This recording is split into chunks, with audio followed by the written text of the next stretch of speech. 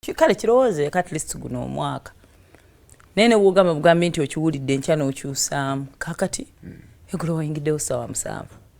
nonza okusaa simanya nkuyambe nkufumbire ku tuzzi nkunyigenyigeko tonsaako mu kikuubo jjukira bwe nagamba nti sigenda kusobola kudda akajangu nsange wano mu kikuubo kikuubo awo wabeera emmotoka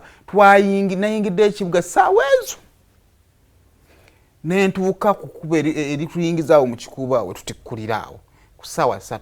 naye okusobola okutuuka wali wenina otikkulira wennyini n'okutikkula byonna paka zaadesanga 6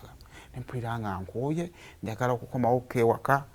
kati atera kati nze nno njagala kusimbula kuddayo anti kati kyenjagala olowoozeeko nze mbadde nsuubira nga bugenda okula okukola nokwange okulinamu interest y'amaanyi awo omuntu nze bw'oba wandaba nina emyaka 23 nga gwe wayina 28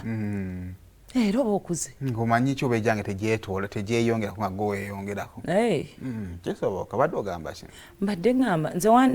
nandibadde nteesa omulimu guno gw'essafaali oguluddemu ogukoze wasooka simawa kubeera eri ku mmotoka waggulu ng'oli muvubuka wankwanira simawa yeggwe batani boyi mu abakola ki n'otandika ovuga emmotoka ebbanga lyeryo as thinking ndowooza planning efuneyo kakati ku mulimu nga mukkakkamu nga bw'ogenda okula ogende ng'okkakkana nga pressure eyo first of all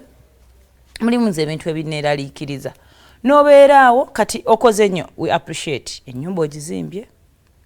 nina akamotoka mwentwalira omwana ku ssomero naye n'obudde bwa famire si ffe abantu nze gwe wafuna ku myaka 23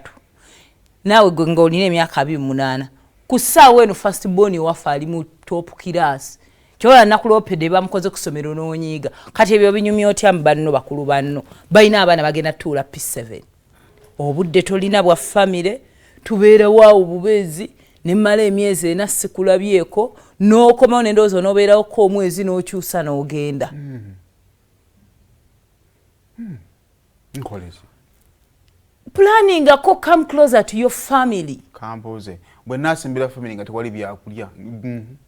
olaba okuze mulimu kati muno mu Uganda tulina epitome y'obugagga kasita wazimba amaka kati tunayo ku mulimu omwangungu ove ku kkubo pozi ng'ongamba nti gy'obeera oyinayo famire oba ogenzera famire yo nyinza okuba ndi wano nga nze alina omwana omuto ng'olina abaana b'abakulu bannange gwe myaka 10 n'omusobo obeera ku Mombasa Kampala route gwe tokoowa nze munange nze ng'omukyala ndi bathadi era olaba nkyogeddeko nkirowoolereza ebbanga toyinaayo okuleka okuvuga emmotoka bw'onga oba kisobola kuyiiya nga nze nga nakyusaamu bintu bya Katonda oba kisinga okumalako emirembe okimanyi omanyi lwaki olowooza bw'otyo lwa nsonga nti byonna kati obirina kyobulako yenze naye nekitakujjira mu bwongo nti byonna osobola okubifiirwa n'osigaza nze ate nze essaala yange era wootatunudde nti singa byonna biba tebikyaliwo nze nange mba nkyakola amakulu awo totunulawo ate nga maybe si buvunaanyizibwawo okutunulawo kakati njatukize tugaane gyonna emirimu egiri ku nsi gyatondebwa kukola era nga gino ofuna abagikola nga n'ogwa safaali kwe guli awo nze we wali okuyitibwa kwange mukama mulungi wansanga kyenkola era mbadde mwesimbu nnyo nti omulimu ogwo wakati mu bugubi bwagwo ngezezzaako at least mu butabeerawo bwange nsobola obbawo okwesimba kyovula gwena n'emmotoka gy'ovuga nze envuga z'abakama bange ntegedde kakati saagala otunuulire bino privileges z'ofuna oleme kumanya gye ziva byonna bye tubirirwa mulimu ogwo ekyokubiri I've invested all my time mu ogwo omulimu essaawa zinaawo nange ndi mu kuheadinga at least maybe with time tange nfukeko supervisor kyotagenda mmala kutanga kukyesinga kati it takes time ate sobola kutandika kuva mulimu gwe mmazeemu gwentege ate ngende ntandika omulimu omupya sisobola kutandika kutandika gwe ng'omuntu oli awo toadjustinga naye osobola gwe nga bwe wadjustinga nve muguno otandika okukola kintu ntandika okusuubula amatooke okakasa bizinensi y'amatooke esobola okuvaamu budget gye tukozesa wano just wakiplaningira naye nga kisoboka nga gwe waplaningira ki mu bulamu mu bbanga ly'omaze wano okufumbirwa n'enkuzaalira omwana n'okumuzaako yakulema kyendiko naye nkufuna kyoliko kati wazze okooyi waliwo media abeera ne mukama wo omulundi gumu alina olubuto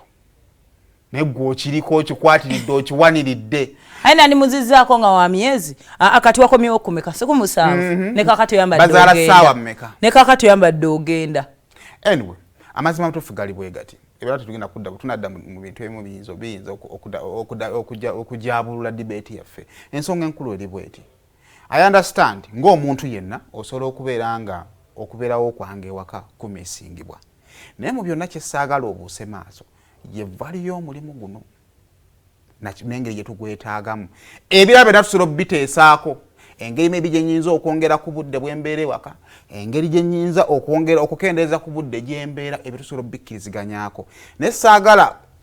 ebirowoozo bikugambe nti tusobola okubeera guli omulimu we gutali kya bulimba ekyokubiri obulamu si bwe buto bwe butambula kati opulaninga gukolera bbanga ki mukama wange bye naabisobola okugufunamu ssente paka kufa gye nnaakoma okubeera nga okyetaaga ssente ng'olinga ng'akuuma nga buli wiiki oyagala okukyusa engoye wammwe gwaweerera abaana bafuuka tolangira si kulangira kujjukiza osobola okuŋŋamba nga tonnangidde ebyo bw'obyogerako n'ozimba kubeera gwe waŋŋamba nti buli kyoyagala nja kikuwa era nange si complaining-angako nkola kimu kunoonya ssente nkikuwe kakati obuzibu gwe kutandika ate kwerabira nti naawe ebizibu by'olina ttani nnamba I understand you ng'omukazi nayagala okubeerako ne bbaawe naye tekikuyisizaamu maaso omulimu gwa musajja gw'ayagala kubanga nawe nyini tosobola kwebezawo na ddakiika wakati mu ntambuza y'omukwano gwammwe kati wuliriza akaama